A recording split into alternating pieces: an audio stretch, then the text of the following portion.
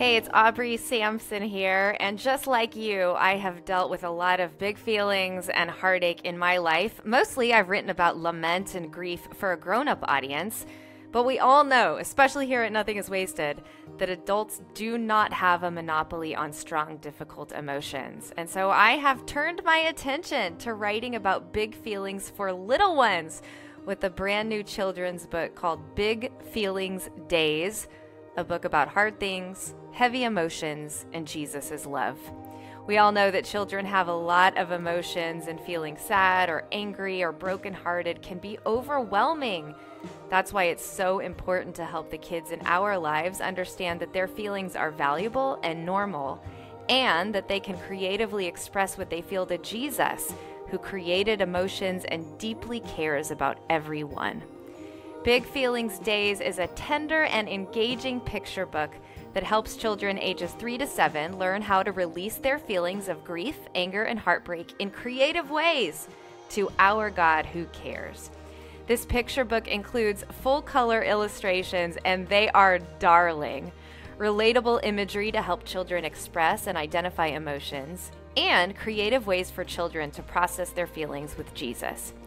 Even now, you can be helping your kids develop emotional health, or your grandkids, or your nieces and nephews, those kids you love. You can help them begin to develop emotional health and emotional intelligence as they learn to come to Jesus with whatever they may be feeling. And a little secret between us, this book helps adults as well.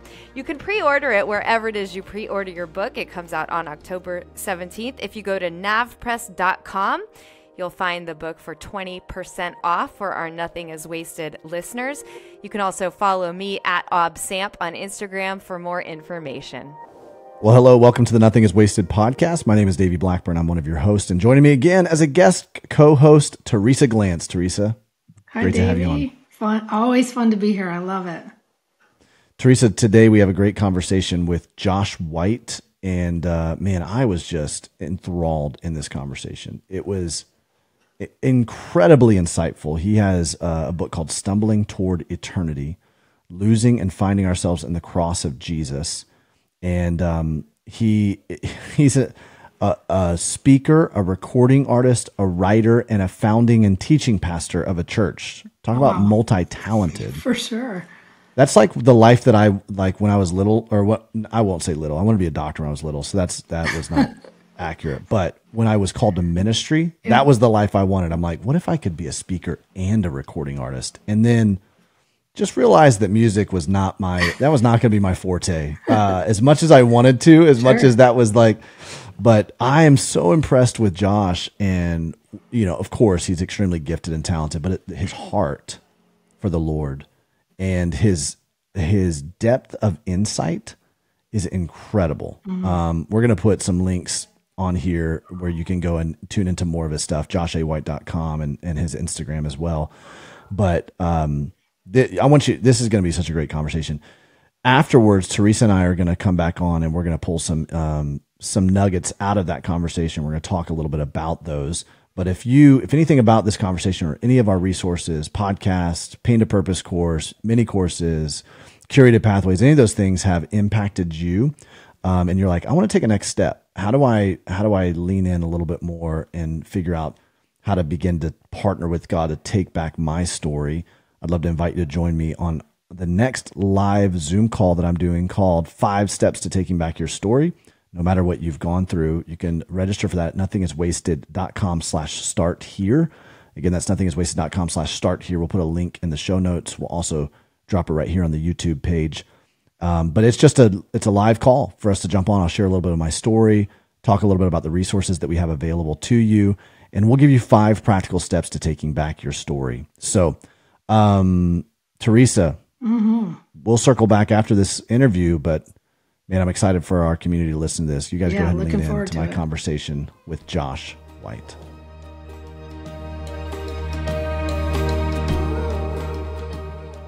Well, Josh, so great to have you on the Nothing is Wasted podcast. Thanks for joining me. Yeah, it's great to be here. Thanks for having me. Man, I'd love for you to tell me a little bit about yourself. You know, we've got this book that you've released. It's called Stumbling Toward Eternity, Losing and Finding Ourselves in the Cross of Jesus. And it's this interweaving of your kind of memoir, part theology, and which are things I love, right? Because I see God showing up and teaching us so much about who he is in our stories. And so I can't wait to dive into this. But just in case folks who are watching this, listening to this, aren't familiar with you, would you just tell us a little bit about yourself now and what you do? And let's start there. Yeah. Well, my name's Josh White, and I am the lead pastor and founding pastor of a church in inner Southeast Portland. Actually, we have two locations called Door of Hope that started 14 years ago. My wife and I planted in the very neighborhood where we met before we were believers in 1996 when I was a musician in Seattle. I played a show in Portland and met my lovely wife at the Satyricon where Kurt Cobain met Courtney Taylor. And classic. I was like in full makeup. Fitting. I was like a little glam rock kid who thought I wanted to be Ziggy Stardust. I fell in love. We were married for 2 years before I came to faith first in Seattle back in '99. My wife 2 years after me, and it was pretty crazy because she'd only been a believer for 6 months before we went into full-time ministry. I became a worship pastor at a Calvary chapel, so she was like a pastor's wife after being a believer for 6 months. That's kind of how Calvary Chapel rolls. I did music for a long time before kind of discovering my teaching voice, and moved back to Portland in 2007 and started Door of Hope in 2009. So it's been an amazing journey. COVID, Portland obviously was in the news a lot during COVID. Right. We're the whitest city in the U.S. who decided to be the most vocal about racial reconciliation, which is quintessential Portland. And so, it's been an amazing journey. It's really, right now, I feel like there's like kind of a new renaissance happening at the church. Like most churches in the urban core were cut in half during COVID. But I see right now just so many, people hear the horror stories of Portland, but the progressiveness of it has led to a truly post-Christian place. And so people are weirdly in a post-Christian environment. They don't have, the one benefit is they don't have the baggage that people who have grown up in the church and have become kind of almost immune to it. I think Door of Hope, there's a hunger, and there's a lot of people that are just hurting. And we are a city that's plagued with fentanyl overdoses and homeless camps. And, we went from being the cleanest, most desirable city to live in the 90s to where we are. I always say, like, we were Portlandia, now we're beyond Thunderdome. And so, but I think that it's also, because of that, it's a wonderful place to bring the gospel. I think that, I almost left. Many of my friends did, but then the Lord, like Jonah, just keeps vomiting me back up on the shore of Portland. So I've got the hint and feel called and more focused than ever, and desiring to see a revival in the city. Wow. So, man, that's cool. You intrigued me about something. I love that you use that term Renaissance, that there's like this new Renaissance that seems to be happening. Yeah. We have a really deep sense as a ministry. We talk about this with my leaders and folks on our team. Like there's a guy on our team that's our local church development director who helps churches launch our course. And he was a pastor for 38 years, coaches pastors, but he has been using the language Reformation, like it feels like, which both of those, time periods coalesce with each other back in history. And so it's interesting when you said Renaissance, I'm like, I think you probably have more thoughts on that. And I'd be really curious to hear your thoughts on that, because I do agree with you. I think we are sitting in a really pivotal place in history right now, not just the history of our nation, but also the history, most importantly, of the gospel and the narrative, the story arc of Jesus and what he wants to do with his church. And I'm sure you have more thoughts on that, Josh. I just want to, I'm like, well, hold on. We weren't going to talk about that, but I'd love for you to talk more about that. What are your inclinations? I mean, not to sound, I don't want, maybe prophetic or whatever, but what are you sensing? Well, I'm a revivalist by nature. And so I started, it's funny. People are like, are you Door of Hope a charismatic church? I'm like, I don't totally know what you mean by that word. I mean, I kind of do, but I would just say probably charismatic with a seatbelt. Yeah, that's probably good. That's a great so, way of, I mean, I'm like, how Paul said we should be charismatic, right? Let's be charismatic with a seatbelt. I'm like, the Holy Spirit is anything. He's a missionary spirit, and he's pointing the world to Jesus. And so I'm all for, I'm not a cessationist. I did have this one crazy thing happen before I started the church. And I basically had this dream, and I'm not a guy that's like had lots of dreams. So I'm even embarrassed to kind of say it, but, it was a midday. I took this nap, and it was like right before I left the church I was working at to start. I mean, I kind of stepped out in faith and started Door of Hope, not even knowing, no church assessment. We didn't know we thought it was going to be a little house church, and we didn't have any idea that that was going to be blessed and be actually explosive and stressful in different ways. But the dream I had was like, I was on the end of Hawthorne, and Hawthorne is this main street in Southeast Portland, kind of the bohemian center of Portland. But at the end of the road is Western Seminary. And it sits on this mountain called Mount Tabor. It's like a dormant volcano. And there's a mansion there, and that Western Seminary is like their offices. It's like this mansion. It used to be like a big, kind of like the main house on Tabor, and it looks all the way down the city. And in my dream, there was like thousands and thousands of people on the street of Hawthorne gathered at the front lawn of the Western Seminary. And there was a group of us pastors from a bunch of churches, and the crowd was so big that we were completely overwhelmed and we didn't know what we should do. And someone said, well, we should probably just preach the gospel. And we're like, okay. And then I woke up. What's crazy is I had never been to Western Seminary before. I knew that mansion was there, and I knew that in the dream that it was like at the end of Hawthorne. But then when I started Door of Hope, like a month later, a guy from Western called me and said, hey, you probably don't have a church office. You should come. I've got this extra office at Western. So I went there, and it was in the mansion. And I went into the office, and it was the exact view from the dream, and it weirded me out.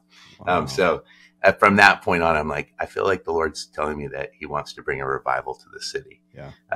And so I don't believe Jesus saves. I used to be far more idealistic about cities. I think that cities are always a picture of Babel.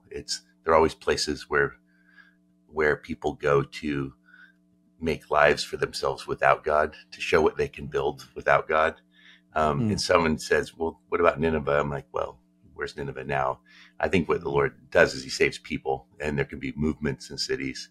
And he does seem to pick places that seem like the least likely to experience revival. So I feel like the last legitimate awakening we've had in our country that actually went global was the Jesus movement. Right.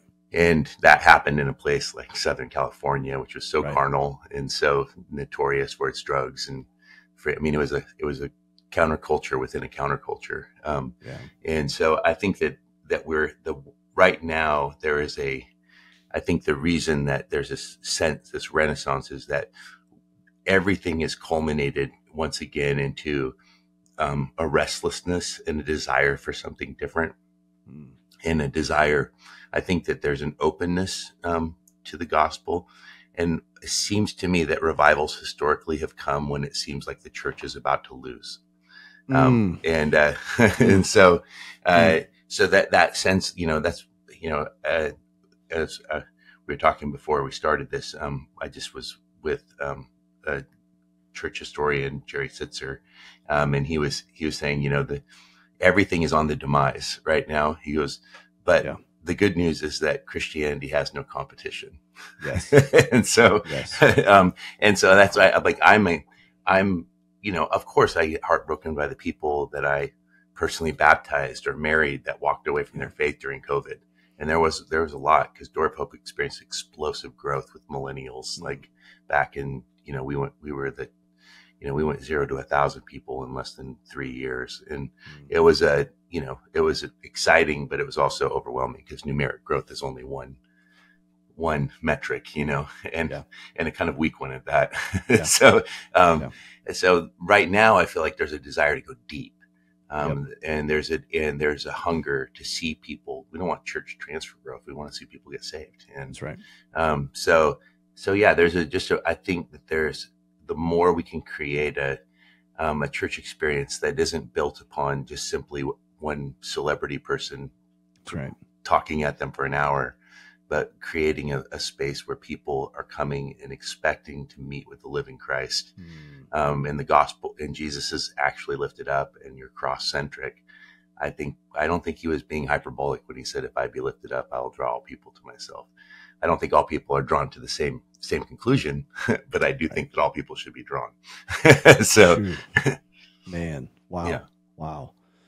Thanks for taking that rabbit trail, man. That was, of course, really, really rich and good. I think it's interesting that you said that word restlessness, and I just wrote that down because I haven't been able to put a word to it, but that's the general sense I feel like as I'm having conversations with different pastors around the country. It's like there's this desire on some level, this desire to go back to what was before, but also not wanting to go back to what was before. So it's like they say, oh, I just want to go back to what was before COVID. But deep down inside, they're feeling a restlessness. They recognize, and we all recognize, something has shifted, something's different. I think that we've just went through what Hebrews refers to as, and he will shake everything that can be shakeable. He'll shake away everything that can be shaken until only that which is unshakable remains. You never want to go, people always say like, oh, look at this, like the trans movement or these things. Like, I don't even know how to cope with this. And, the fact is that every generation has its own problems. Like, that's right. We're not going to go back to do we want to go back to the 60s, to the Vietnam War, or to World War II and Nazi Germany? No, we don't want to go back to those things. And every new move of God is just a return to the old move that moved away. That's my theory. I'm like, anytime there's like a fresh movement of God, it's just God moving, I think, the church back to its center. Wow. It's usually it's a divine corrective intervention because God's merciful. Yeah. Wow. Well, so much of what we've experienced didn't reconcile with we experienced a lot of either suppression of past suffering and trauma that was just never dealt with because of the American lifestyle, the Western Christianity of like health, wealth, and as long as I'm following after God, then everything's going to be fine with me. And then now he turned everything upside down, right? So, like what you're saying, kind of like what he told Peter, like Satan's asked me to sift you like wheat, which sifting is a suffering kind of thing takes. And so it brings to the surface all of the stuff that we're realizing, oh, this is okay. Something's not right here. This is where I've been placing my hope. These are my adaptive coping mechanisms. These are my idols. This is, and now we're disoriented. We're going, okay, well, where do we go back to in terms of getting our feet?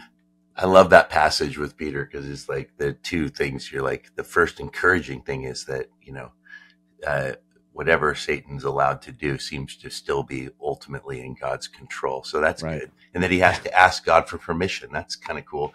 But then the rough part is that God says yes. Yeah. Yeah, that's when it's the same thing with Job too. And, you have to wrestle with that. Like you legitimately can't gloss that over, the fact that God did say, yes, I'm going to allow you. Yeah. I like to say that like there is no adequate theodicy. So theodicy being a desire to theologically understand human suffering. I don't need to know why I suffer. I don't know why the serpent's in the garden. He's just there. That doesn't actually matter to me. What matters is that God cares about it and has done something about it. I don't need to know that. I don't need to know why I suffer. I just need to know that there's an answer to the suffering. That's right. And so that I would say God has a perfect plan. But when we say God has a perfect plan for your life, I'm like, God has a perfect plan, but for you personally, it might be quite difficult. And so, and his ability to weave the dissonant notes of existence into his redemptive purpose is the ultimate aspect of the Christian faith that I find compelling. And I think the biggest thing that's happened through COVID that's forcing the church, I want to see the church reconcile, recognize, especially in the West, is, we still are struggling with a Puritan hangover. And we've been presenting to the world an ideal that we ourselves can't keep. And, and I think that what that's created is duplicity in the pulpit. It's why we keep losing these like major players in the Christian faith to like scandals. And it's because they're consistently presenting an ideal that isn't actually true. Like you can't come into the light of Jesus and not be exposed, as a person of mixture. And I always say that the closer we get to Jesus, the more we should see the fundamental brokenness and impotence in our own lives without his spirit. And it's like, I want to see a radical vulnerability in the pulpit that just recognizes, hey, listen, we're broken people. We're just beggars telling other beggars where to get some bread, it's like, and so that's where I'm like, I think that there's a hunger for just an authenticity and an honesty about the difficulty of life. Like kids don't want to be lied to today, and they can smell it a million miles away. Right. And so any attempts you can't downplay the challenges that we're confronted with as human beings in a city like Portland. Like it's just, it's all around you. I mean, I've had 2 people I found camping in my front yard in the last like month and a half, and both of them women, and both of them, stuck on fentanyl. It's like, so it's a heartbreaking reality. And people are hurting. And so once you can't deny that, and that was the one of the best things that happened in COVID is it actually reminded people that they actually really can die. And the death rate does still seem to be 1 per person. Wow. Yeah. Yes, right. As far as I can tell, save that of Elijah and Enoch. Yeah, and I feel like theirs is still coming somehow. Because I mean, if God didn't escape death, I just feel like nobody else is going to get off that one. That's right. Ooh, well, there you go. You just made my transition very easy for me right there, Josh. If God didn't escape death, I mean, this is what you have written quite a bit about in this book. Stumbling toward eternity, losing and finding ourselves in the cross of Jesus. I'm really curious, first of all, you weave some of your story into the theology of the cross and all of its implications, or as much as you can touch within one book. And tell me, what was kind of the framework that you used for that? It's very evident that even as I sit here and have a conversation with you, you're a creative, you're an artist. And so I know it was very thoughtful to go, okay, here's the cross and its theological implications. Here's my story. Here's how those intersect. Talk to me a little bit about that as you wrote this. Yeah, well, that was much harder than I expected. I'm grateful that my publisher stuck with me because I was like a year late on turning in the manuscript. Because I'm 7 years late, so don't worry about that. When I started, I was basically just writing like a pure literary memoir. I love literature, and I fell in love with literary memoir when I read this, like the biggest selling author in Norway, since Ibsen, is this guy, Karl Ove Knausgaard. And he wrote a 5-volume memoir one came out each summer in English. I think like 1 in like 5 Norwegians have read it. But he's probably like 8 years older than me, but the memoir was so familiar to me, and he wrote so brutally honest about his own brokenness and his relationship with his dad. And it's 5,000 words. So it's like it's massive. It was like, I mean, to read it all at once would be like you're literally reading 5 tomes.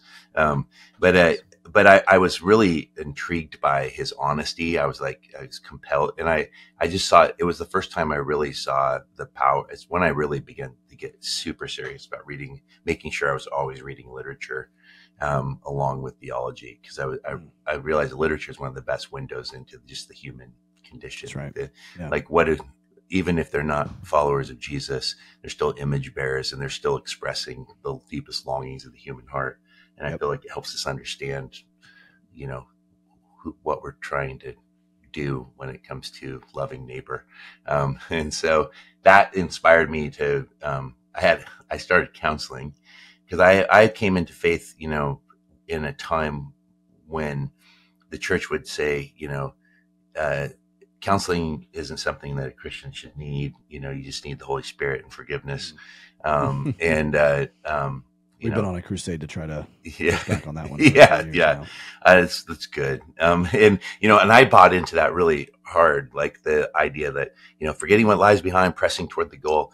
But, if you've been abused or you grew up in a broken family, or you never grew up with a dad like I did, or was, continually bullied and felt invisible, and then, you can't figure out why it's so important for you in your 20s that the whole world takes notice of you. Like, you got to work through that. That stuff doesn't go anywhere. And then what's terrifying is it can get couched then in spiritual, like it can become spiritualized and Christianized into a way where it's like, my longing for approval of others is actually just my desire to be holy. Like, we can justify really bad behavior, but my skeletons in my closet caught up with me when I started Door of Hope, and I entered into the pressure cooker of a church that was exploding, and I started to fragment. And I'd say like 5 years of the 14 years were pretty rough for me. Like all of these things from my past just kind of came back to haunt me with the plague. And then on top of that, I started to reconcile with my father, who is a lifelong alcoholic and drug user. And so, I went through my first season of crippling anxiety in like year 3. And that was the first, like, kind of the Jenga tower collapsing. It was the Lord just showing me, is like, he was using me in the midst of, in time of serious anxiousness. And all these people are getting saved, but I'm dying on the vine. And it's like, that was the first terrifying thing, is the realization that God's use of a person doesn't necessarily mean that person's okay. And so I got into counseling. He couldn't get me to talk about my past. And so he said, hey, why don't you try just writing down some of your stories? And so I did. And I came back to him, and he goes, read it to me. And then I finished, and he goes, most helpful thing you've done is given me this story, but I also just want to tell you, I think maybe you should consider being a writer. And so that was kind of, so I started writing stories down every time I would meet with him. And that was the birth of the book. Yeah. And then my editor got a hold of it. He's a friend of mine here. His name is Paul Pastor. He's also an author, and he was the one that encouraged me. I'm like, I just want to go straight to Penguin with a memoir. And he goes, you could do that, but you would be bypassing a lot of your audience since you're a pastor in an influential church. And so because I also had a little book I was working on the 7 words from the cross. So that birthed this. He's like, you've read Augustine's Confessions. I'm like, yeah. And he's like, I don't know many people that are doing that combination of memoir and theological reflection. So the trick for me was learning how to merge. That. Yeah. Oh, it's great. It's a great I'm literally book. starting a book study with a group of dads like next week with this. It's a great book. I mean, I love that his is the way that he does it's addressed all in prayer form. It's it's profound. But that was the most challenging. When you're a pastor, you use illustrations from your life as ways of illustrating theological points. But in writing, you can't do that without it being sentimental and heavy-handed. Right. And so it ruins the you don't want to tell a reader what they should get out of your story. Right. So figuring out how to let the stories just be, and create the theological reflection around it. I think some people will probably read elements of it and they're like, I'm not totally sure how the story connects to the theological point, but that's, I actually like that about it. I mean, in my mind, I kind of know how it does, but it's like, I want the reader to, and I think that the memoir creates, I think theology can get very abstract, and, it's like trying to understand quantum mechanics or something. It's like, it's much easier to understand those things in the context of of a human narrative. And so I wanted to show how, to me, it's like none of everything we say about the cross, it doesn't matter if it doesn't actually connect and create change within life itself. And so and my thing is that the cross extends in all directions, and at its center is a paradox. So it extends to the heavens, it extends to the depths of hell, but extends back in time and forward in time. And so we need to learn how to do is go into our past, our present, and even create the hope for our future with the cross as the lens by which we look at existence. And so going back into my stories, which began as just a therapeutic way of me just getting them out there and dealing with the fact that this kid, me, went through a lot of stuff. But being able to look at that narrative through the lens of the cross removed me from being able to play the victim. And allowed me to see grace for the people that I considered to be victimizers. And so and because I always say that Jesus died for the victim and the victimizer, and we will both play both roles in life, and often at the same time. So that's why I didn't want to create this oh, poor Josh. I wanted okay, my stepdad was hard, but he lost his dad in front of him when he was 11. There's reasons why these patterns play out. Sin plays out through generations. And, my dad is an alcoholic because his father was an alcoholic and his father was, and I'm the first one to break free from that pattern, in 6 generations. So those are things that I think the ability to look at all of those things instead of being this sad, I don't try to downplay hard aspects, and I don't try to justify bad behavior that's bad done on my part or anyone else's part in the story. But what I do try to do is look at all of it through grace. Yeah. So good. That's so good. I think it's so important. I think it's pretty essential in our healing to be able to take our own story, step back and gain some distance from it, and then look at it through the lens of the story arc of God and history, and most importantly, the cross. Because exactly what you just said, it gives you the space enough to say, okay, I'm not gonna operate like the victim in this. I had a writing coach who worked for Donald Miller at the time, and so she taught me the story brand, or what, that whole storyline concept that Donald Miller has now coined, and it was so helpful for me as I was trying to put together some pieces of my own story. And I tell people that she became my best therapist. Yeah, right. She forced me to gain distance from my story. And what she said was, Davey, I don't want you to be an object in your story. I want you to be an observer of it. And that will help you. Even what she didn't realize is she was giving me tools in life to make forward decisions, because I started asking the question okay, well, if this character in this story is going to, as Donald Miller says it, win the day, right? If this character is going to transcend the circumstances, what kinds of decisions will that character have to make moving forward? And it's it removed me from all the minutia of the emotions of it to be able to go, all right. And I felt a lot more sober minded. And that, then found out later that that's the importance of trauma narrative. And, and so I love that you said that as you're walking through all of this became very therapeutic for you first and foremost, and then you're maybe I should let other people into this, have a window into what's going on. Hey friend, hope you're enjoying the podcast and these incredible stories of people who are walking through difficult challenges and traumas and finding hope on the other side of them. As many of our guests have shared, healing is a journey, and I want to take a moment to let you know about an incredible tool we offer here at Nothing is Wasted Ministries to help you on your healing journey. Our Pain to Purpose course is truly the heart of what we do. It's a practical, life-changing, proven path to help you move from whatever trauma, tragedy, or trial you have faced in your life into a life of healing and purpose. But I don't want you to just take my word for it. Listen to what Michelle, a Pain to Purpose participant, shared about her experience with the course. I lost my daughter in November of 2018. She was married, had 2 young children, and it was just a terrible accident. I was definitely struggling with all the whys.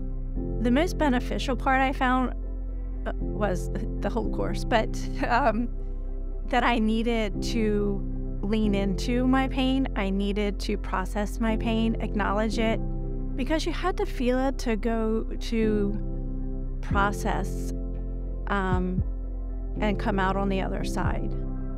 If you're ready to lean into your pain and come out on the other side like Michelle, I want to invite you to sign up now for the Pain to Purpose course by going to course.nothingiswasted.com. Again, that's course.nothingiswasted.com, or if you're watching on YouTube, Click the link right below. There you'll get access to all the course videos and everything you need to start moving from pain to purpose. Listen, pain it's inevitable, but you don't have to walk through it without the tools that can bring deeper healing. Let us guide you through whatever you're facing currently. Go to course.nothingiswasted.com. Yeah, and I felt that was super important too, because I think that where Christians can be, I think where we should be wise in terms of the limitations of therapy, if therapy is meant to turn your story into an end in and of itself. And so I like within pop psychology and the self-help, world, obviously there's a great appeal to that, and Christians are not immune to I think there's much within the Christian market that is like thinly disguised self-help books. And so, we're not called to analyze our existence. We're called to examine ourselves. And I think, Robert Murray McShane said, the Scottish revivalist who died at like 27, he said, for every one look you take into your own heart, take 10 looks to Jesus.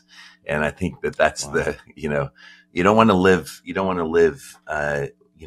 with it, the world would love us to spend our days navel gazing. And I think that the enemy wins when that happens. But I think the ability to look into our stories, and not just even ourselves, but all the players within the narrative, and how they're all, and look for, even in the darkest moments, what I call pinpoints of grace, or intersections of God's grace, which is, I define grace as just simply love without contingency. And everything in our life is, everything seems to be contingent. But like the God's, he understands the beginning from the end in ways that we don't, and he holds the keys to life and death. And so I love Dorothy Sayers' famous line from Creator Chaos, which she said, whatever game God is playing when it comes to human beings and their suffering, he has played fair and taken his own medicine. and like, so that's, I've always found that very, very helpful. Have you ever read, is it Nicholas Wolterstorff's Lament for a Son? He's a Christian theologian, philosopher. He lost his son in a climbing accident. It's the most beautiful book on loss I've ever read, and it will make you weep. It is not. It's very small, and you're glad it's not any longer, because it's like that profound but that raw.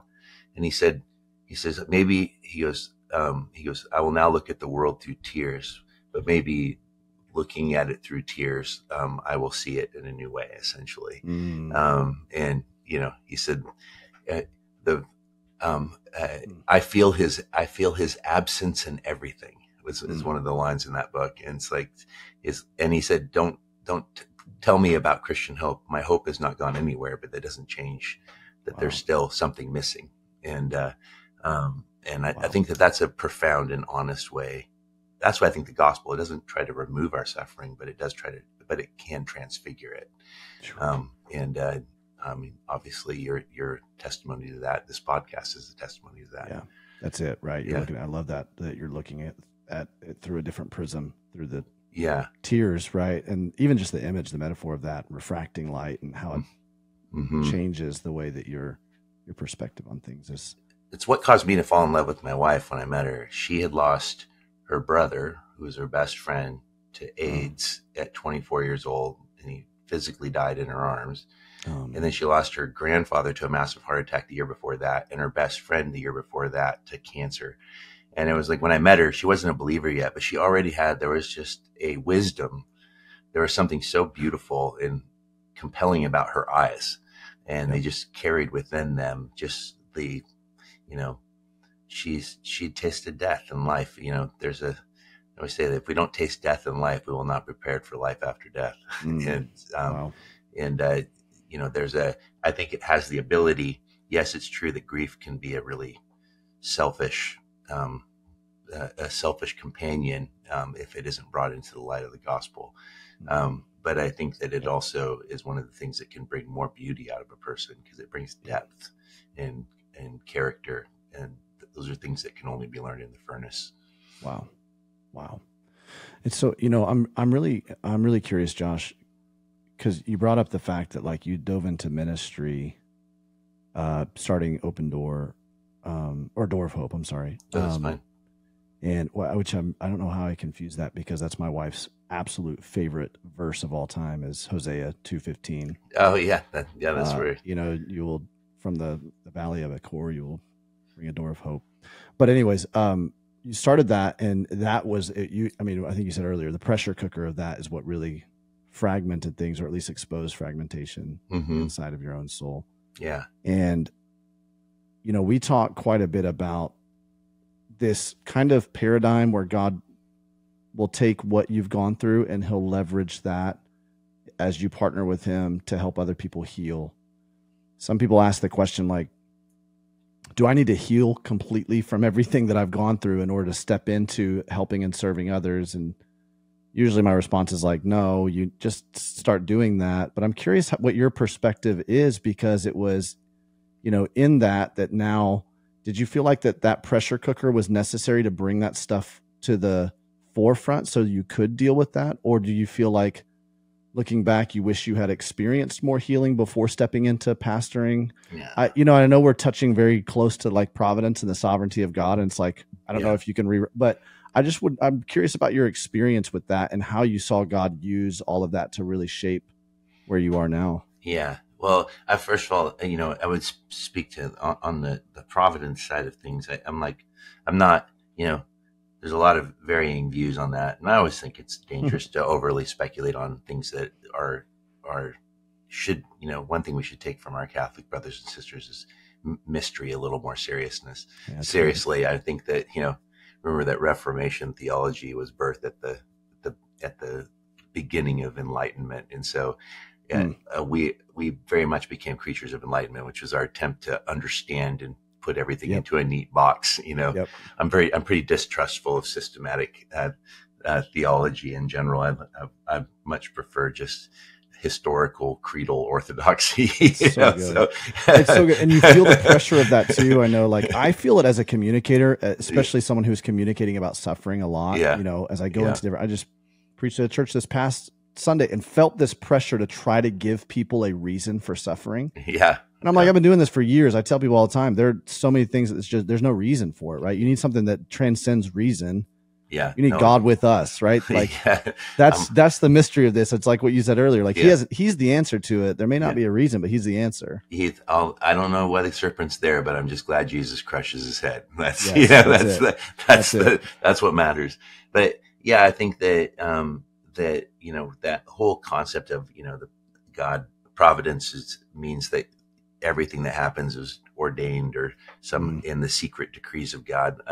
Scripture never says that. And I think we should be very careful to make God responsible for our bad decisions, or to even hint at the possibility that he's responsible for sin. What I think the better way of thinking about it is that I am fully reformed in my view that, I did my part sinning and God did his part saving. And that there is an impotence in our ability to reach God in our own effort. And that, in the book, I refer to it as the difference between ladder theology, which is I'll climb my way to heaven, versus a cross theology, which is the cross isn't something you climb, it's something you die on. But I think that, where theologians went haywire is that Luther was right in that he looked at freedom in a purely vertical way. It's like man in sin cannot reach God.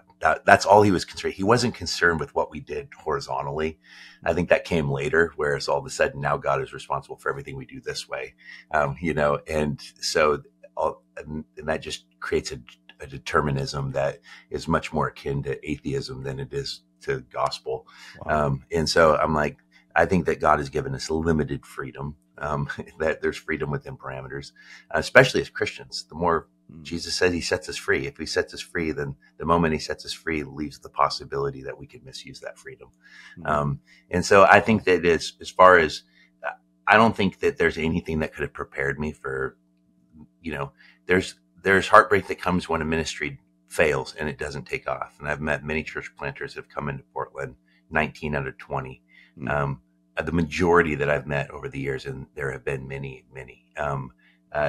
are gone within a year to 2 years of planting the church. And that has its own kind of heartbreak and discouragement to come. But I don't think people understand that when we buy into the world's metrics of what success is,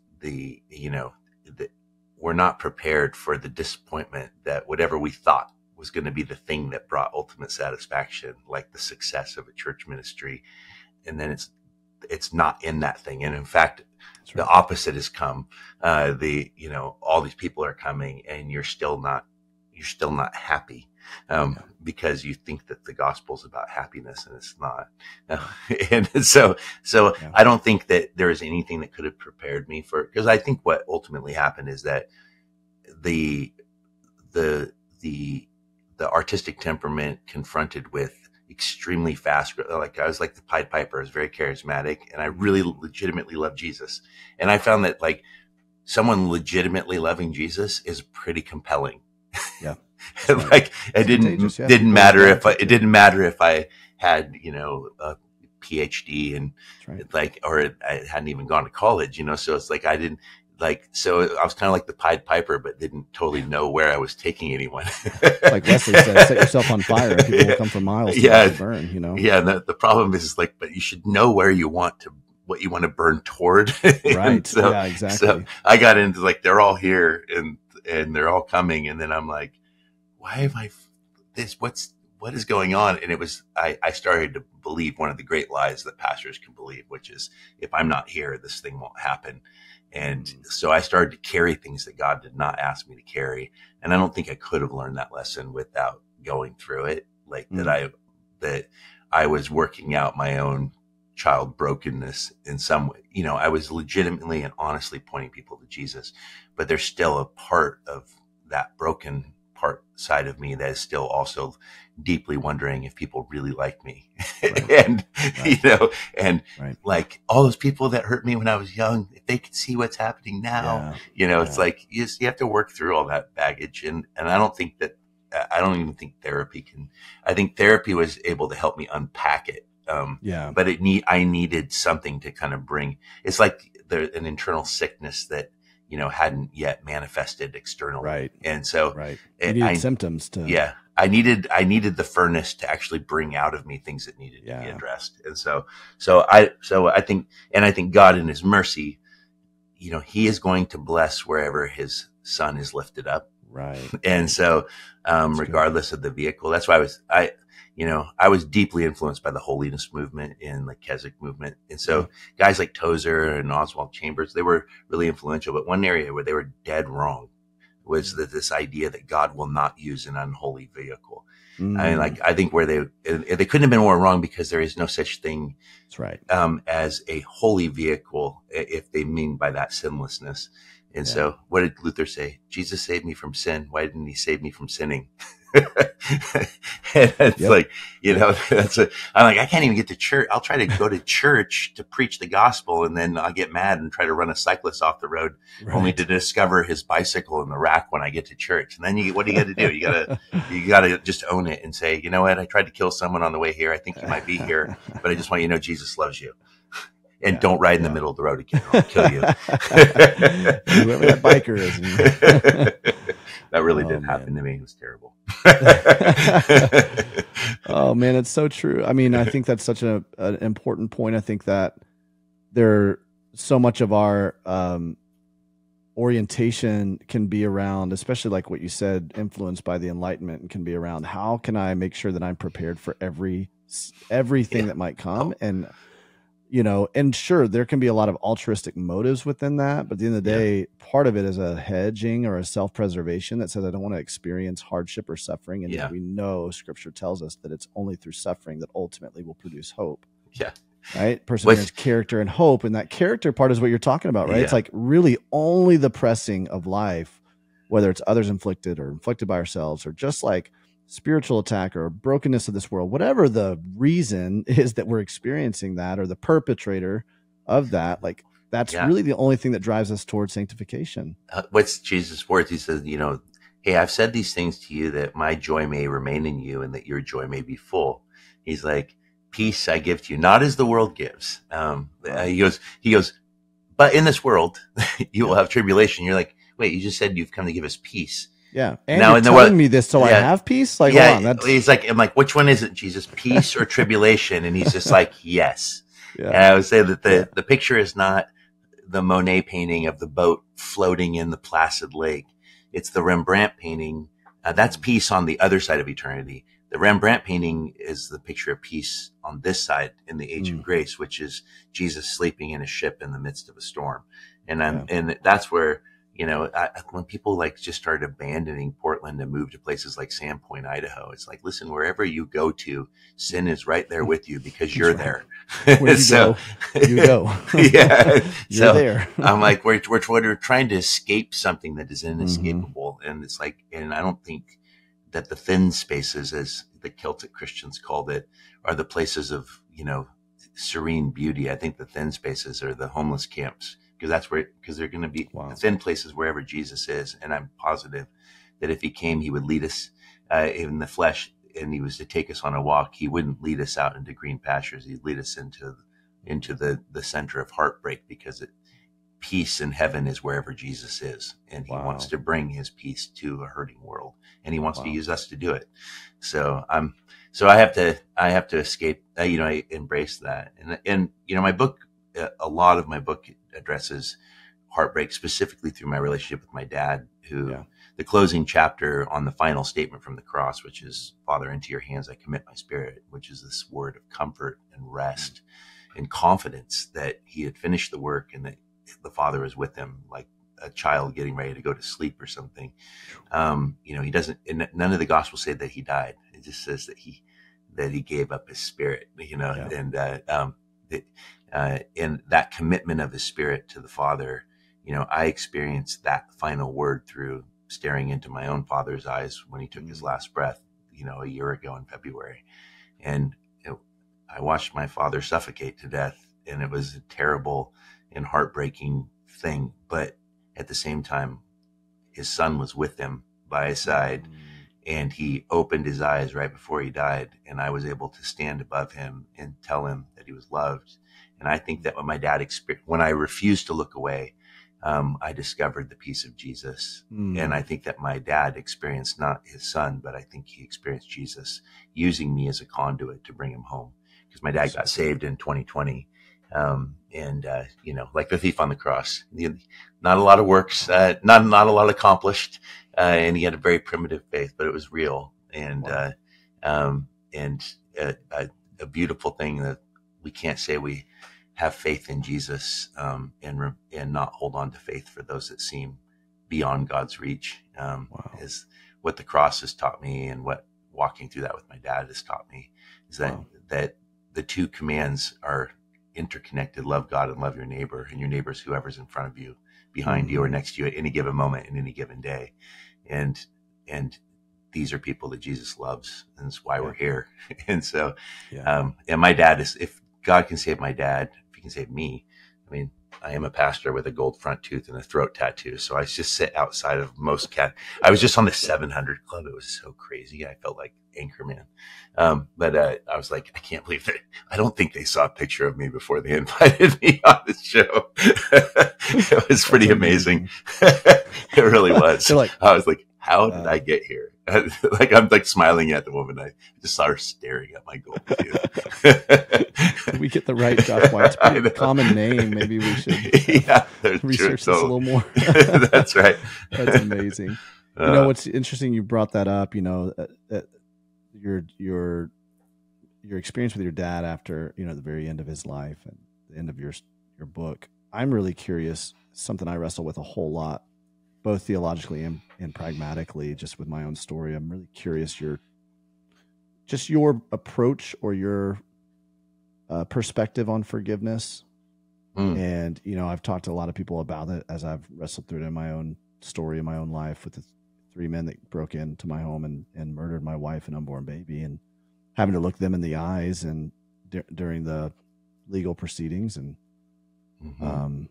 offer the forgiveness of God. There's so much within all of that that's, it's not just this trite, like, oh, I forgive you. And so I'm really curious how your journey within that, how you came to this place of going, because it sounds like all I'm hearing you talk about is love. And it's really refreshing to hear that, because to me, I'm like, well, when you have the love of Jesus, like forgiveness becomes this byproduct of it. It's not like there's not a whole lot of having to strive toward it.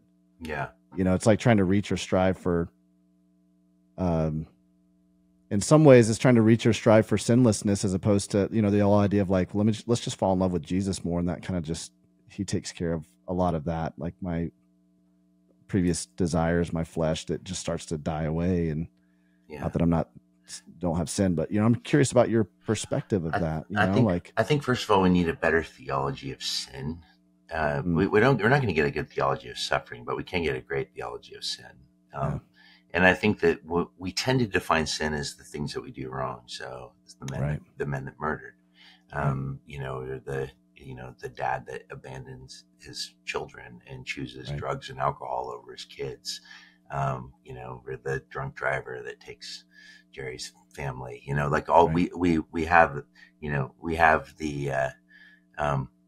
have the villains of our stories.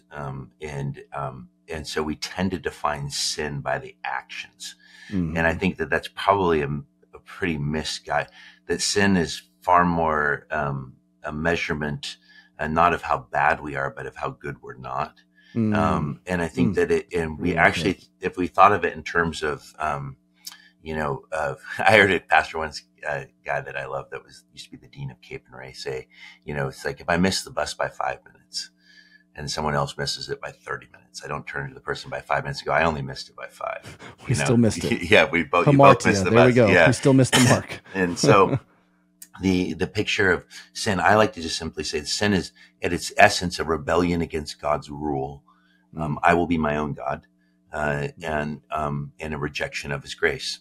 And those two aspects, and then the things that how sin manifests sins are the outcome of a sin, of that sin nature. And so I think when I see Jesus's words to his own disciples, because remember in the Sermon on the Mount, it says that when he saw the crowds, he went up on the mountain, and when he was seated, his disciples came to him and he began to teach them, saying, people often get confused and think, well, the Sermon on the Mount was given to the crowd. I would argue the Sermon on the Mount was given to the disciples, but the disciples gathered around Jesus. By the end of the Sermon on the Mount, the crowd is gathered around the disciples, because when God's people gather around Jesus, the world takes notice. And so, but there's this one little passing line in 7 that I think gives us so much insight into the question of forgiveness. He says, which one of you, being evil, know how to, would give he goes, you being evil, know how to give good gifts to your children. Right. He says, you being evil, which he's speaking to his disciples. And I think that this shows that there are only two kinds of people in God's economy. And that's evil people that say yes to Jesus and evil people that say no to Jesus. Wow. That's it. So there's no other. And so I use the illustration of Jeffrey Dahmer in the book. And it's like, oh, that guy, he would cannibalize young men to exert power over them. But he also seemed to have a legitimate conversion after he was arrested. Went to church every day, met with the pastor daily. Actually never shirked justice. In fact, I think he struggled with believing in grace, because he demanded the death sentence. He understood that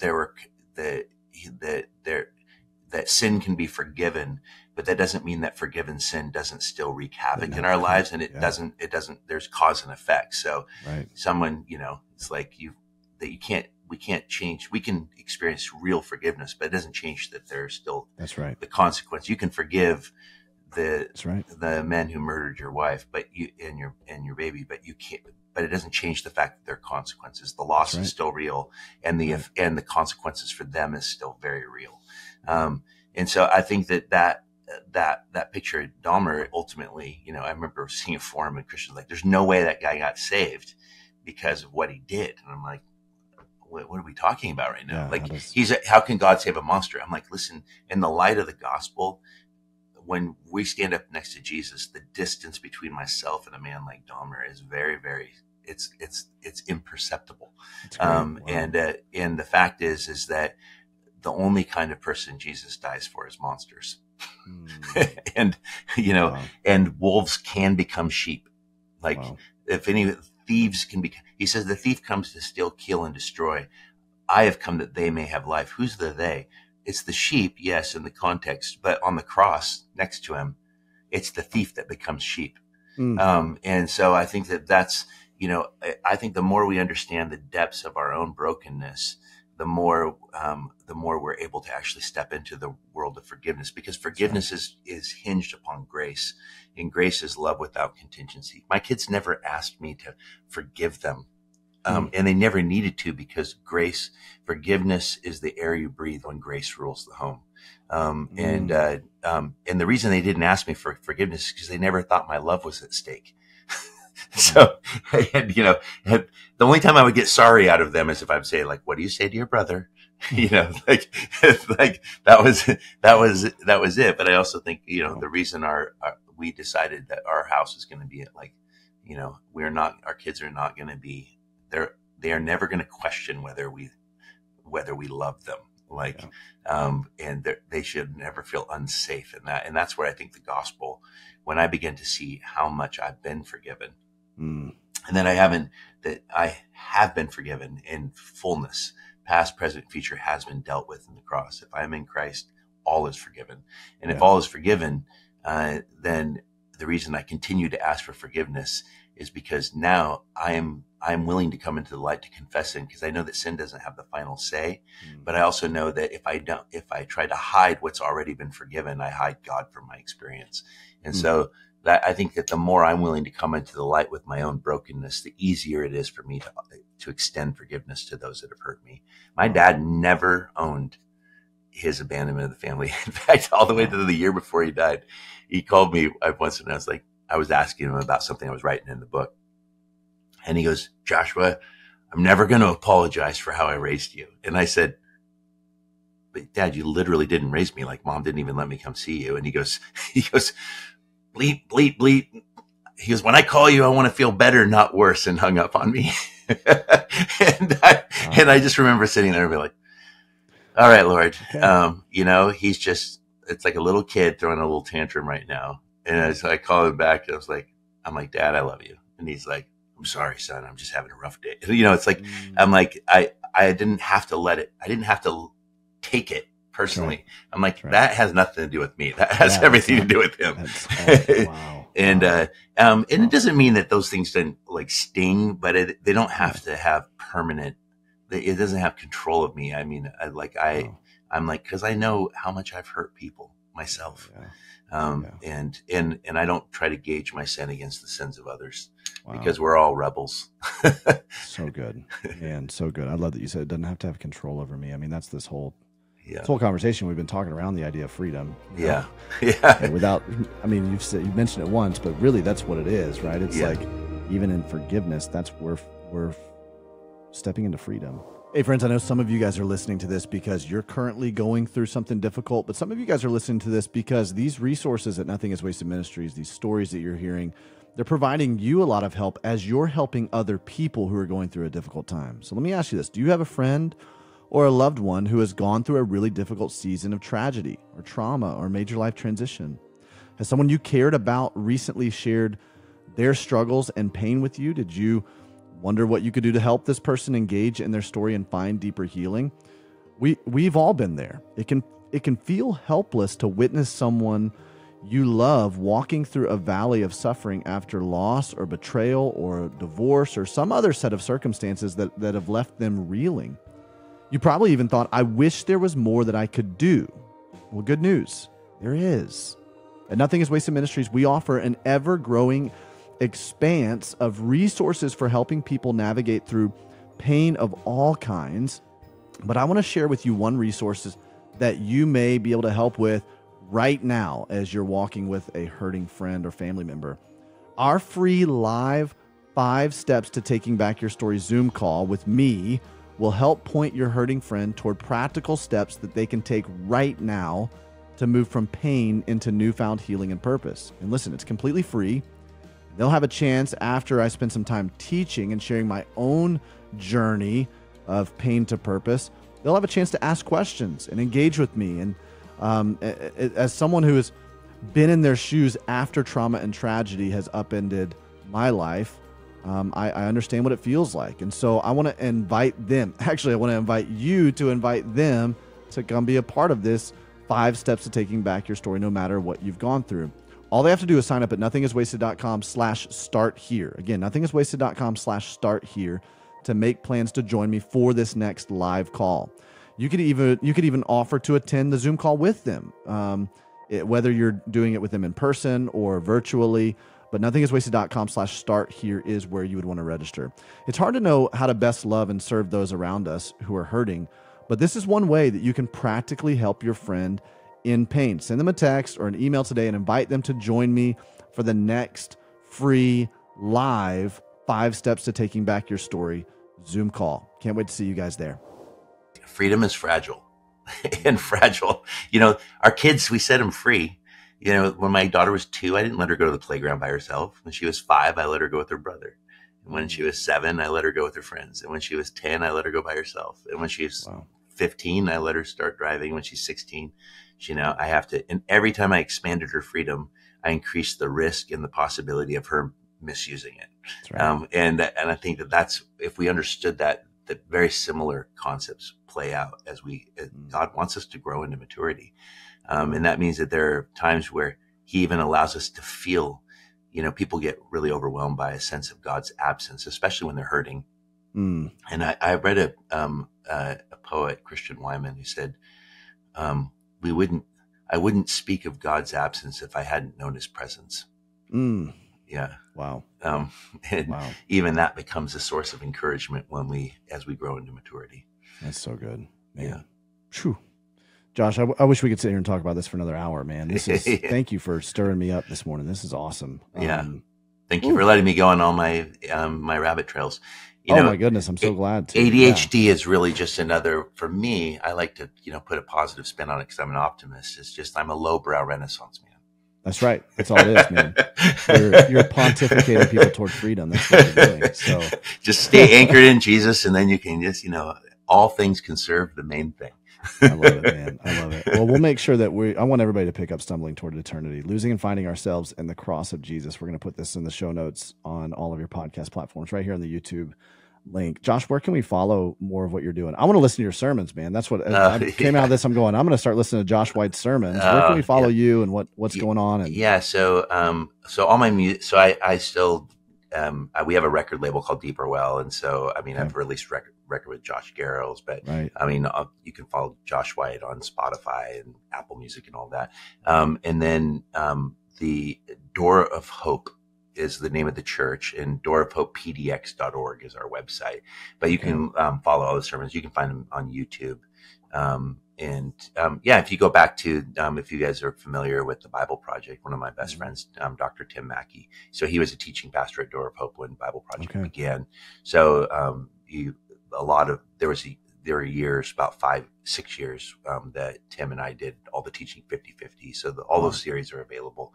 I would say people come to Door of Hope all the time because they knew Josh Garrels and they knew Tim Mackey. And I'm very happy being the friend in the shadows. It's great. I think it's a beautiful thing about the movement of God, right? Yeah, it's true. To be able to go, he's going to build it on usually a collective of people.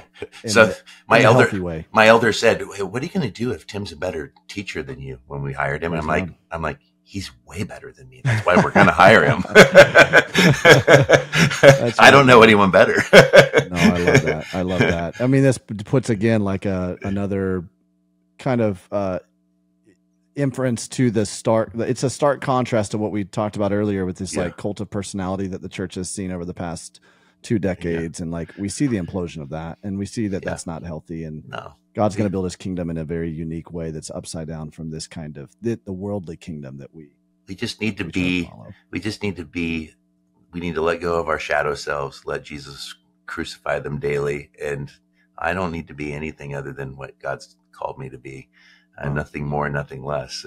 And I love that he loves to use glitchy, broken people like us to expand his kingdom. It's a beautiful gift. So true. So true. Well, man, thanks so much for spending time with us. Yeah. It's been unreal. Oh, thanks for having me. I really appreciate it. Well, Teresa, what did you think about Josh? So good. It was amazing. Really good. You know, one of the things I thought was such a great picture was he mentioned this. He was just kind of off the cuff. He mentioned pinpoints of grace. And it was really specifically in reference to, you know, when you get this just like cloud of, it feels like this cloud of grief or trauma or pain. And then you get all of a sudden this, like, I think about, you know, how dark something can be if you're covered by, and then you get this little pinpoint and the light just streams through. And it really brings a lot of light to it, you know, and what a great concept to think about pinpoints of grace and how important these are. Yes. These moments where God gives us a glimpse of what he's doing in our story, where he's at in our story, you know? Yeah. You know, when I heard that, pinpoints of grace, I was thinking about in the trauma world, they would call those glimmers, right? So glimmers are the opposite of triggers. So when we get triggered, right, our environment, something happens in our environment that causes us, our bodies to remember a trauma, and we become triggered. We go into a triggered state. The opposite of that is that when we are doing something, we're in our environment and we feel safe and secure and calm in those moments, those are called glimmers.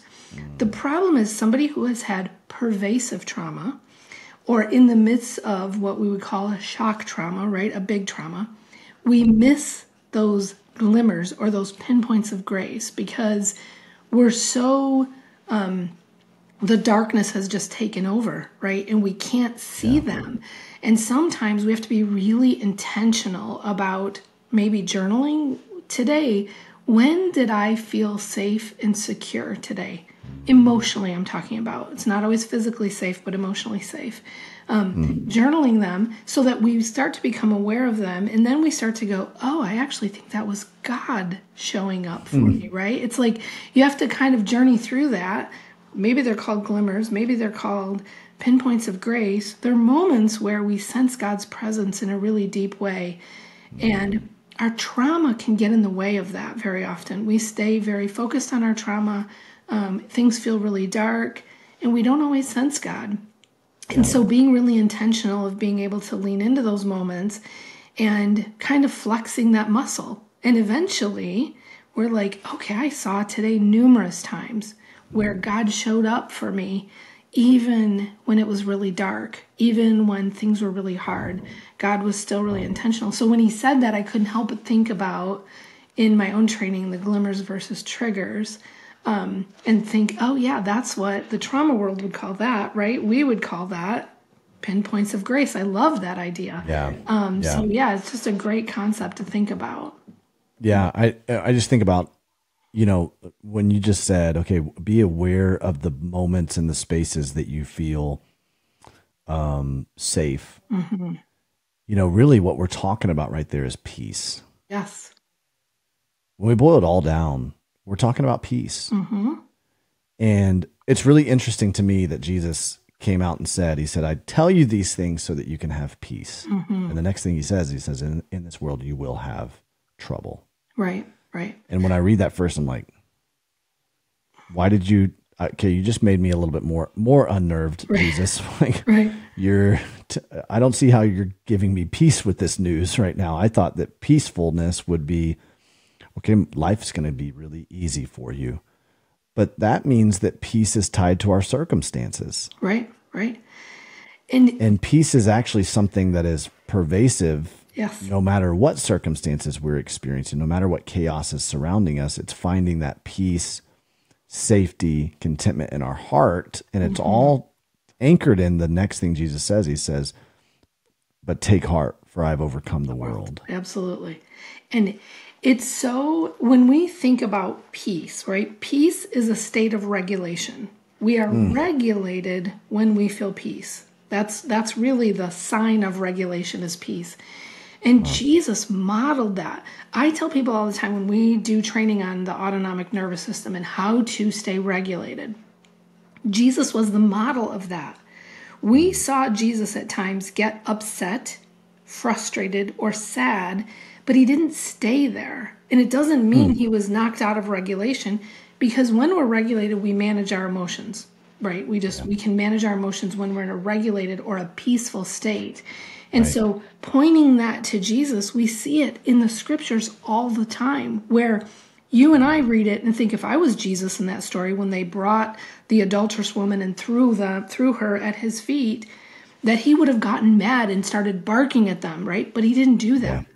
He stayed regulated, which, by the way, regulates people around you when you can stay regulated. So, so I think the idea of peace is, Jesus is the beautiful picture of that. And so when we want to model that, we study Jesus and go, what did he do in these situations? And understanding, A, we're not Jesus, and B, we will get dysregulated on occasion. And that's okay, as long as we can get back to a regulated state and not stay dysregulated for long periods of time.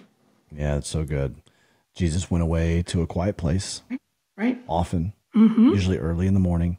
He went and met with the Father, and that was a place of regulation for him, of peace. I love just thinking about the humanity of Jesus. I think we forget about that sometimes. I know. We're like, well, of course Jesus handled every situation perfectly because he was God.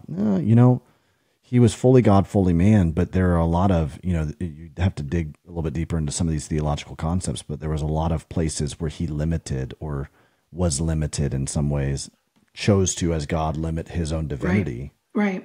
And to experience things as a man. Yes. And his ability to regulate a crowd is just fascinating. When you think about when Peter cut off the ear, right?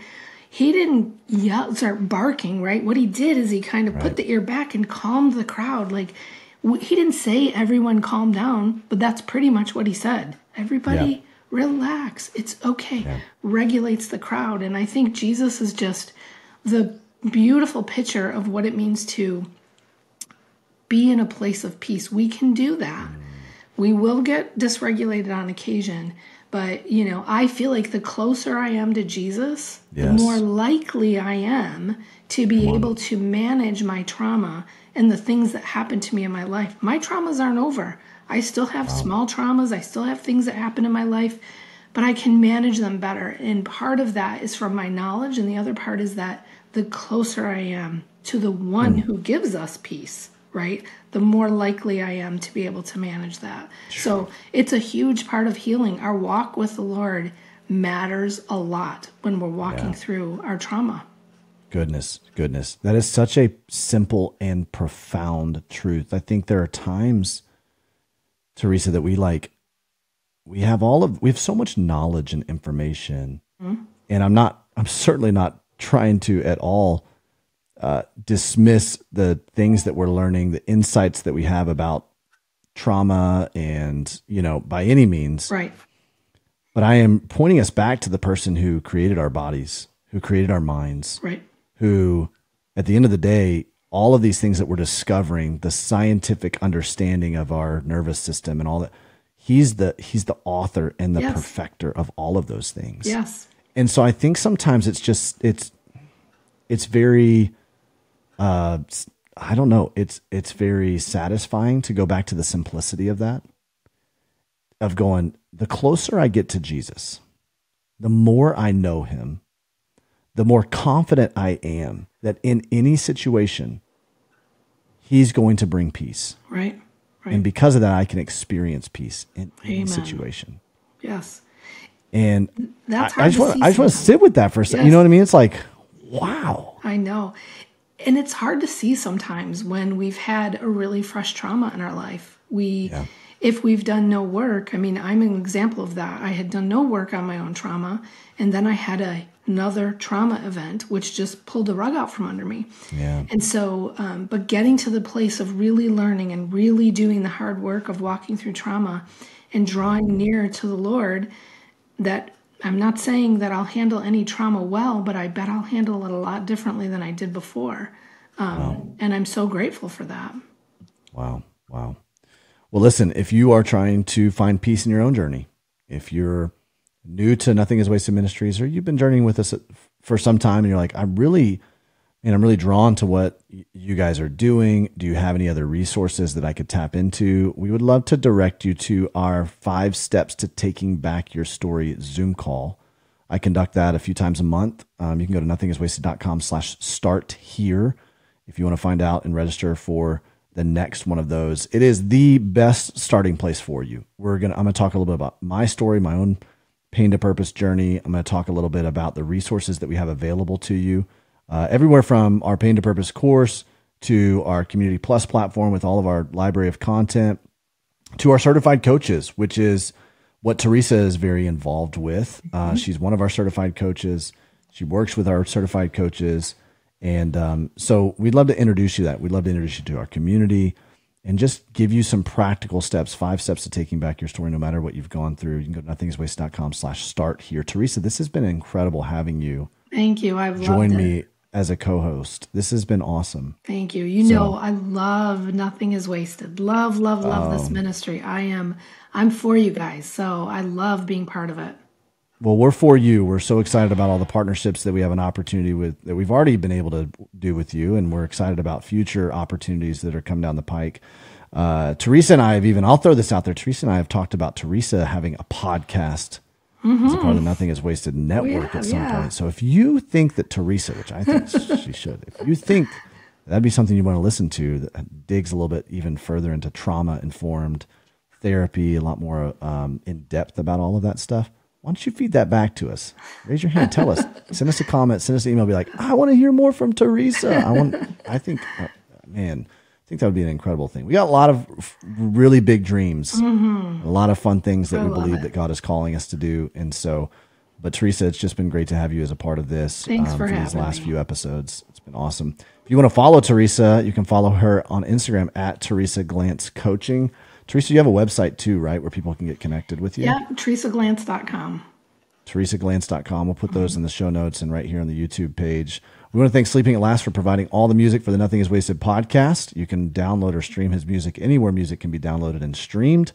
Be sure to follow us at Nothing is Wasted Ministries on Instagram. Follow me at Davey Blackburn. Follow Aubrey at AubSamp.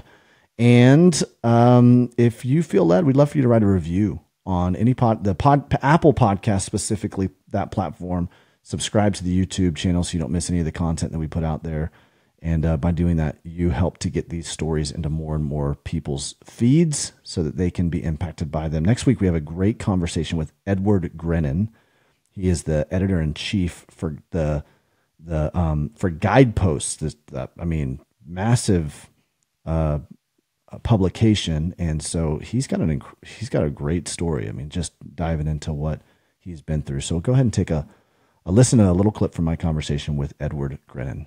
So, I think the world's divided into people who want to know the future and people who don't want to know the future. And wanting to know, I think, is what makes us human.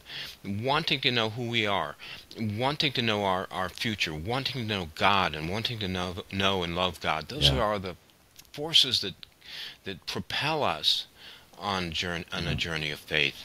And I wanted to know, so I went on a quest to find out what the state of my mind is right now. And some of the answers are still up in the air.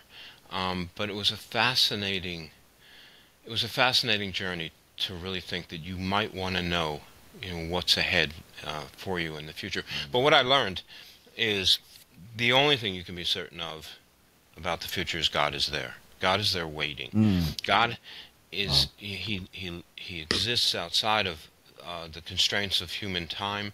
He is in the past, he is in the present, and he's in the future simultaneously. And that's the one thing we know about tomorrow and next year and next decade and however far we can look into the future. The only thing we can really see with clarity is God's presence and God's love. Hey friend, if you liked this episode, be sure to like and subscribe so that you can stay in the loop every time Nothing is Wasted releases a piece of content here on this YouTube channel.